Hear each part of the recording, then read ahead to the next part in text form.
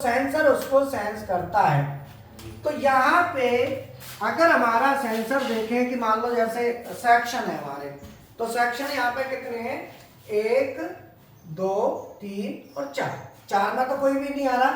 तो ये हमारा जो सिग्नल है, पहले इतना हिस्सा जब सामने आएगा तो कौन सा फेज सेंस हो रहा है, ए। जब ये घूम के आएगा तो बी, यहाँ पे आएगा तो दोनों ए एंड बी। इस तरीके से इसके पार्ट बनाए जाते हैं डिस्क में, जिससे बिट रिजोल्यूशन निकाला जाता है। जैसे मान लो पहले ए सेंस कर रहा है, तो ए सेंस करेगा, तो मान लो ए सेंस कर रहा है तो उसका क्या है 1। जब ये सेंस करेगा तो ये क्या होगा 2। जब ये दोनों करेंगे तो हमारा क्या होगा 3, 4 नहीं 3, 2 और 3। तो ये हमारा क्या होता है 2 to the power 0, 2 to the power 1। तो हमारे जो सेंसर हैं, दोनों सेंसर यहाँ पे आएंगे, सेंसर S1 और सेंसर S2, और यहाँ पे वैल्यू। तो जब हमारे सेंसर सेंस करेंगे, तो अगर मैं इतने हिस्से की बात करूं तो इतने हिस्से में कोई सेंस नहीं कर रहा, तो ये रहेगा 0। तो 0 का मतलब हो गया कि ये हमारा दोनों में से कोई सेंसर नहीं सेंस कर रहा, तो वैल्यू हमारी क्या है 0। क्या वैल्यू है 0। अगर मैं यहाँ पे मैं बात करता हूं, जब ये चीज सामने जाएगी तो यहाँ पे कौन सा सेंसर सेंस करना है 1, तो यहाँ पे आएगा 1। जब ये करेगा तो जब ये आगे आएगा ना इसके बाद 0 तो 0 1 2। क्योंकि ये जो सेंसर है S1, इसको बिट में कन्वर्ट करेंगे। तो S1 सेंसर में 2 to the power 0 is equal to 1, और जो S2 सेंसर है, S2 जो सेंसर है, इसमें करेंगे 2 to the power 1 is equal to 2। जब ये सेंसर सेंस करेगा ये वाला, तो वैल्यू 1 शो करेगा। जब ये सेंस करेगा तो वैल्यू 2 शो करेगा। ये वैल्यू कैसे बढ़ेगी, 1 2 ऐसे सेंसरों के कॉम्बिनेशन से बढ़ेगी ना, ठीक है। जब हमारा ये दोनों करेंगे तो यहाँ पे क्या होगा, इन दोनों के कॉम्बिनेशन से ये 1 1 होगा, तो यहाँ पे कितना आएगा 2 और 1 3। इस तरीके से तो इसका मतलब हुआ 2 सेंसर से हम 1 2 3 तक काउंटिंग ले सकते हैं। अगर 3 सेंसर होते तो 2 to the power 3 करते, तो 2 दूनी 4 दूनी 8 काउंटिंग आती। 4 सेंसर होते तो ऐसे करके सेंसरों की संख्या इसमें अंदर बढ़ती है। तो सेंसरों की संख्या जब हमारी ट्रैक में बढ़ती है तो इसे कहते हैं बिट रिजोल्यूशन। क्या कहते हैं, बिट रिजोल्यूशन। तो बिट रिजोल्यूशन में इस तरीके से ट्रैक बनते हैं। तो डिस्क होती है उसमें अलग अलग, जैसे ए फेज की अलग हो गई, बी की अलग हो गई। इस तरीके से हमारा जो सेंसर है बिट 0 1 2 3। तो अब हमारा जो सेंसर है, मान लो यहाँ पे कौन सा सेंसर सेंस कर रहा है उस पर डिपेंड हमारा करता है। तो ये जो जेड फेज वाला है, तो जेड फेज वाला इसको हम स्ट्रोक कहते हैं। तो ये किसी भी कंडीशन में यहाँ भी सेंस करेगा, यहाँ भी करेगा, यहाँ भी करेगा और यहाँ भी। ये जो S3 है, जो जेड फेज है, इसको हम क्या कहेंगे स्ट्रोक। इसको हम क्या कहते हैं स्ट्रोक। तो जो हमारा एब्सोल्यूट एनकोडर होता है, एब्सोल्यूट एनकोडर में जो सेंसर होते हैं अलग अलग फेज के अलग अलग सेंसर होते हैं। तो उसमें एब्सोल्यूट एनकोडर में जो वैल्यू चलती है, तो वहां पे बिट होती है एब्सोल्यूट एनकोडर में, बिट 0 बिट 1 2 4 8। इस तरीके से वो चलता है। तो यहाँ पे बिट 0 और बिट 1। तो यहाँ पे जो सेंसर है हमारे, तो हमारे दोनों क्या हो गए, ये 3 सेंसर हो गए। कितने सेंसर हो गए, 3। तो एब्सोल्यूट एनकोडर हमको जो देता है वो देता है pulse plus position. Absolute encoder हमको पल्स प्लस पोजीशन होता है। और इसको हम कहाँ यूज करते हैं, आरएलसी पीएलसी में एब्सोल्यूट एनकोडर किसे कहते हैं और कहाँ यूज करते हैं, तो सीएनसी मशीन के टरेट में एब्सोल्यूट एनकोडर यूज होता है स्टेशन बताने के लिए। तो यहाँ पे पल्स प्लस पोजीशन। तो ये पल्स भी बताता है और पोजीशन भी बताता है, कि इसकी स्थिति भी बताएगा कि हम देखो अगर मैं ऐसे रोटेट कर रहा हूं तो पहले कौन सा जा रहा है, बोलो ए जा रहा है, और मैं इधर को रोटेट करूंगा तो पहले बी आएगा, पहले क्या आएगा, बी आएगा। तो ये पल्स और पोजीशन और प्लस डायरेक्शन,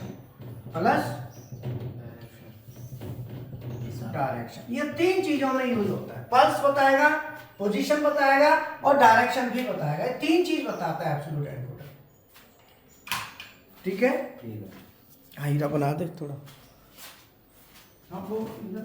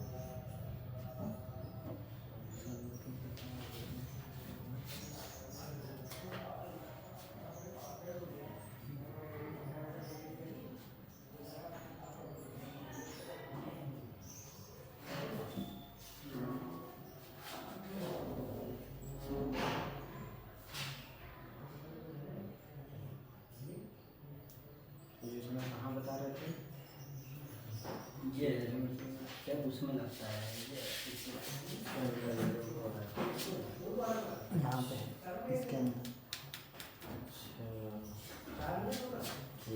वो जो घूमती है ना डायरेक्ट इंडेक्स, जिसमें टूल बने हुए हैं टैरेट के आगे। अच्छा, जो बड़ा सा बोर्ड दिख रहा है, हाँ, उसको घुमाने का काम करता है। उसको घुमाएगा भी। तो हमारा ये जो है ना एब्सोल्यूट एनकोडर हमको क्या दे रहा है, पल्स दे रहा है और पोजीशन भी दे रहा है और साथ में डायरेक्शन भी दे रहा है, तीनों चीज देता है। ठीक है ना, जी सर।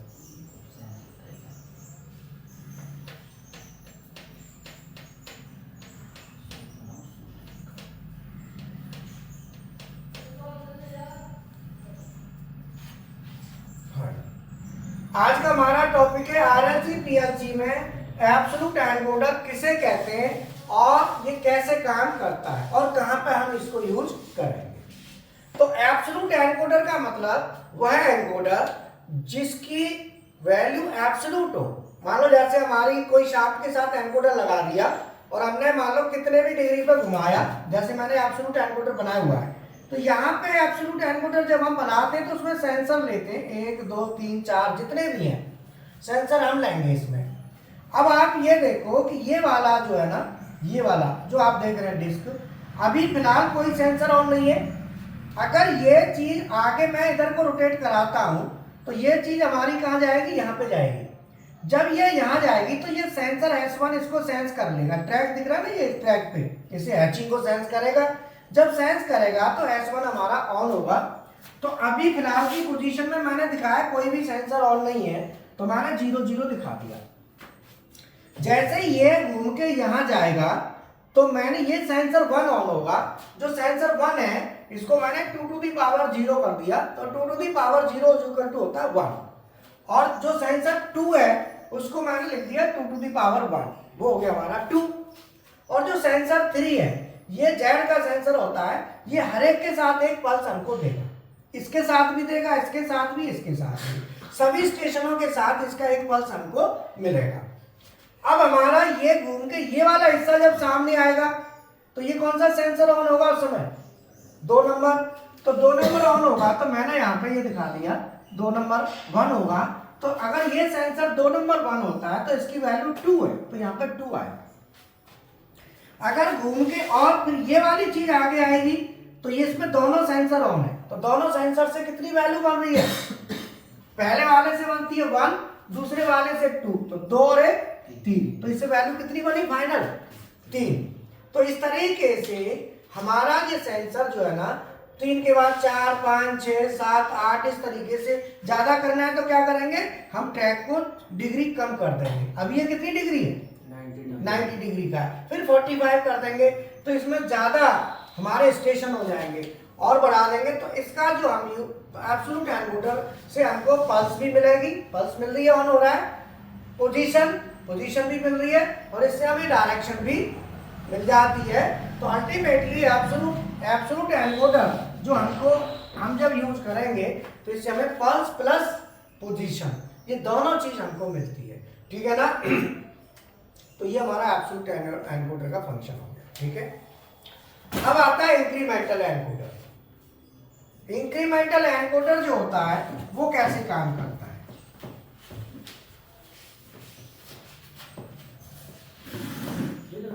ठीक है, वो 2 ऊपर कर दिए, हाँ 2 इधर रख दे। इधर कौन कौन से हैं? 10 तारीख तक के है ना, ठीक है। बट ये कल जो है ना भर लेना पूरे सगन में, महाराज सर के साथ जाके सगन में 2 इकट्ठे मत लेके जाना सगन में, जो जैसे जैसे है वैसे वैसे। हाँ सर, तो आरएल से एब्सोल्यूट है। अब आता है दूसरा इंक्रीमेंटल एनकोडर।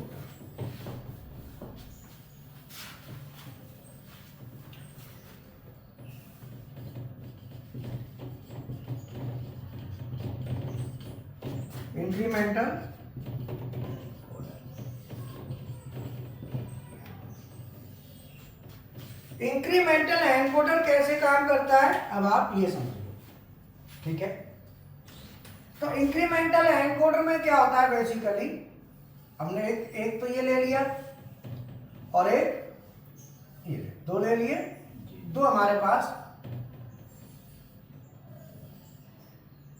और तीसरा हमने ये ले लिया, ठीक है। 3 डिस्क हो गई, तो 3 सेंसर लगा दिए। मान लो एक सेंसर मैंने यहां लगा दिया, एक सेंसर मैंने यहां लगा दिया, और एक सेंसर यहां लगा दिया, ठीक। अब यहां पे क्या है कि मान लो मैंने यहां पे इस पे यहां पे एक होल कर दिया, आप समझ ना कहां पे कर दिया? यहां एक होल मैंने यहां कर दिया, दूसरा यहां कर दिया, तीसरा यहां कर दिया, और चौथा मैंने यहां कर दिया। 4 होल हो गए। इस पे मैंने होल करे, इसके बीच में करे, यहां पे, यहां पे, यहां पे और यहां पे।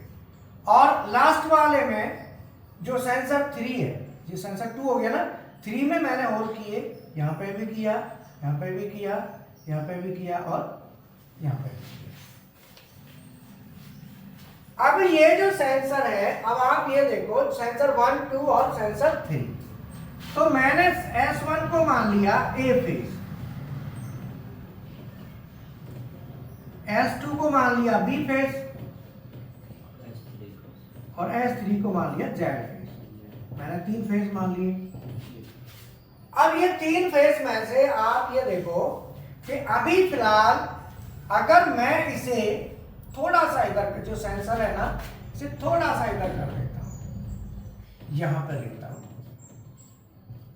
S2, एक ही बराबर दूरी पे सबको एक उस पर लेना है, S1 और ये S3। अब आप ये बताओ अभी फिलहाल कोई सेंसर ऑन है? कोई भी सेंसर ऑन नहीं है। अगर मैं इसे घुमाता हूं इधर, अब कौन सा सेंसर ऑन होगा? पहले S2। अरे ये सांप कैसे घूमेगी? तो ये होल आगे आएगा कि नहीं? सर ये पास में है तो ये पहले ही हो जाएगा, S2 वाला। S2 वाला होगा ना, तो यहाँ पे S2 पहले ऑन होगा, उसके बाद आगे आएगी तो फिर ये इसके सामने आएगा। ये पूरा एक है, यूनिट एक ही है ये पूरा। फिर कौन सा आएगा? S1 ऑन होगा, फिर S2, फिर S1, इस तरीके से। और अगर मैं इसको इधर को घुमाता हूं तो पहले होगा S1 ऑन, फिर S2 ऑन, फिर S1, फिर S2, S3 तो हर एक में आ ही रहा है, हर बार आता है। अब आप ये देखो कि यहां पे हमको पूरे एक चक्कर में कितनी पल्स मिल रही है? बोलो 4। तो ये एनकोडर 4 पीपीआर का है। इसे कहते हैं 4 पल्स पर रोटेशन। एक रोटेशन में 4 पल्स। ये 4 पीपीआर का एनकोडर है। एक रोटेशन में 4 पल्स दे रहा है। ए फेज भी 4 दे रहा है, बी फेज भी 4 दे रहा है, और जेड भी 4 दे रहा है। बोलो बात समझ में आई? तो ये एनकोडर हमको जो देगा, इसका पीपीआर कितना हुआ? 4।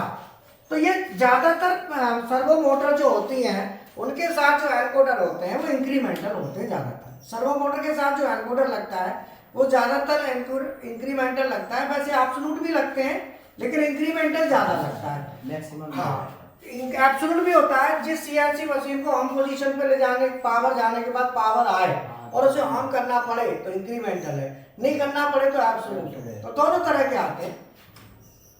अब इसमें 4 पीपीआर। तो अब मुझे ये क्या दे रहा है? मुझे अगर ये इधर को घुमा रहे हैं तो ये वाला सीक्वेंस है, इधर घुमा रहे हैं तो ये सीक्वेंस है। इस सीक्वेंस से हमको क्या मिल जाएगा?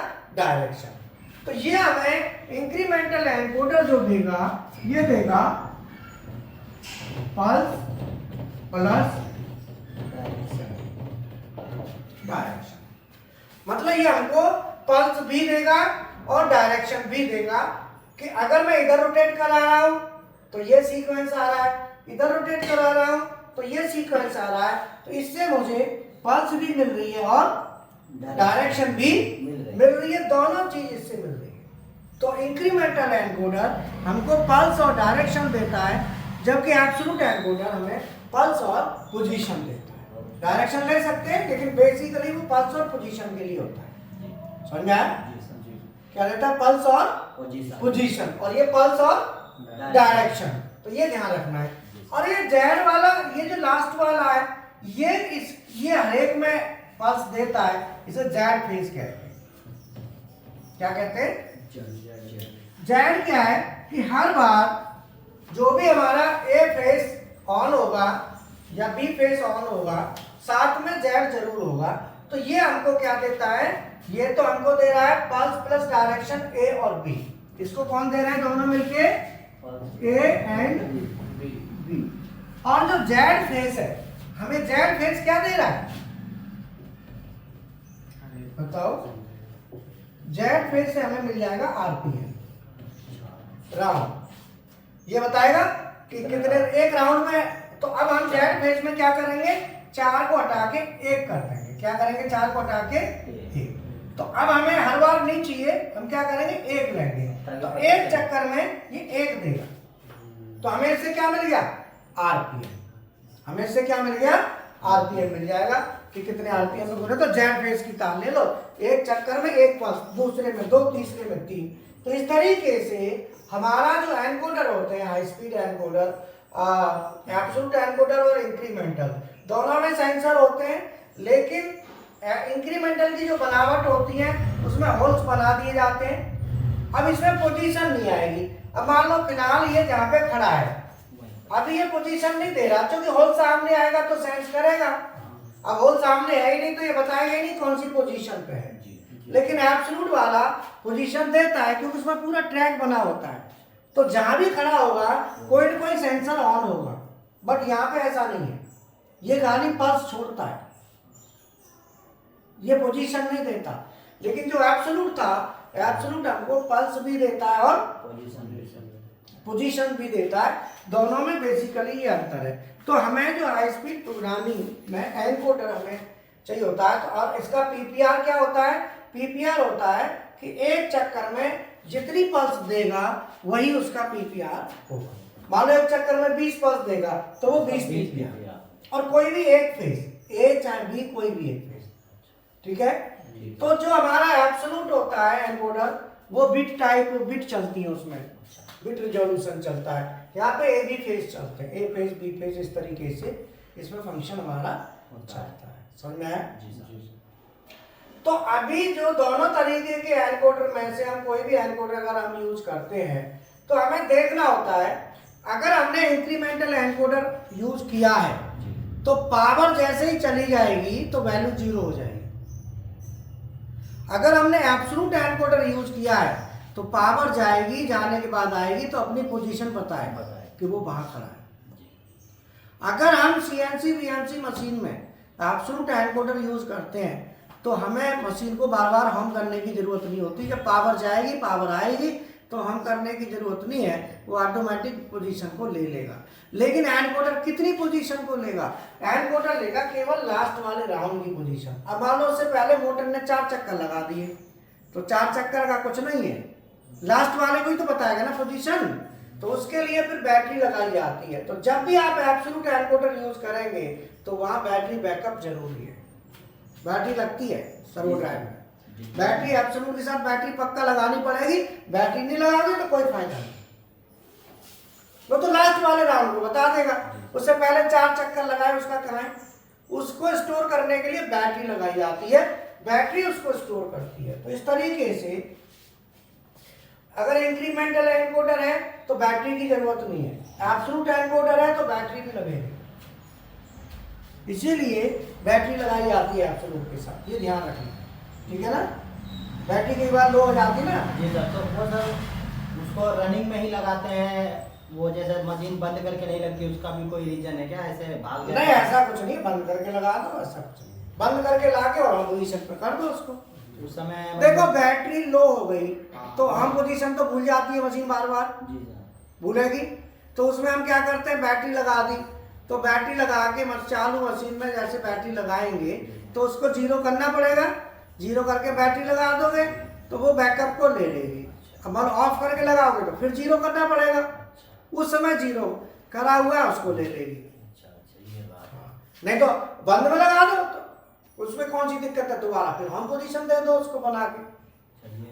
होम पोजीशन वाली बात है। हाँ, होम पोजीशन बना दो, बंद करके बना लगाओ। और कभी भी मैं तो कहता हूँ चालू में बैटरी मत लगाओ, बंद करके बैटरी लगाओ। चालू में तो ठीक नहीं है भाई, दावे स्पार्क आ जाए।